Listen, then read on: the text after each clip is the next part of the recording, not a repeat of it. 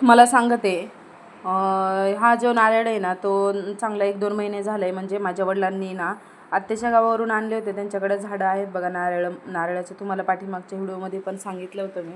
आणि खूप असे मोठे मोठे नारळ येतं. आणि म्हणलं की तो नारळ फोडावा, चटणी वगैरे करण्यासाठी होईल. पण तो इतक्या वेळ फोडत होते, तो फोडता फुटाना चांगले 20 मिनटं फोडत होते, पण नारळ काय फुटला नाही. अखेर तो शेवट फुटला, पण त्याच्यात बिलकुल पाणी निघलं नाही, असं खोबरं निघलं बघा. आणि खूप गोड लागत होतं खायला. खूप मेहनतीच्या नंतर तो नारळ फुटला.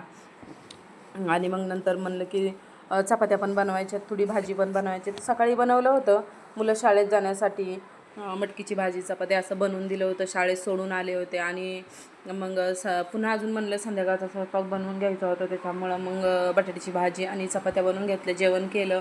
आणि आम्ही ना गावामध्ये आलोत. म्हणलं आता आईकडे जावा, उद्या तर शाळेला सुट्टी आहे. आणि गेलं गावात, तर हरचं पोट दुखायला लागलं म्हणून रिटर्न माघारी आलो. पुन्हा घरी आल्याच्या नंतर कॅन्सल केलं जायचं. पुन्हा म्हणलं की काय करणार आहेत आपला गॅस पण संपत आलेला आहे, गॅस जर संपला तर वांदं व्हायचं. त्याच्यामुळं मग पुन्हा अजून रिक्षा बुक केला ना आईकडे जाण्याचं ठरवलं. तर आईने ना जाण्याआधीच आम्हाला सगळा स्वयंपाक वगैरे बनवून ठेवला होता.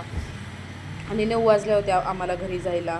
आई म्हणजे आई असती, आई आपली वाट पाहत नाही की खूप दिवसांनी आपली मुलगी येते म्हणून ती आपल्याला स्वयंपाक बनवून चारण.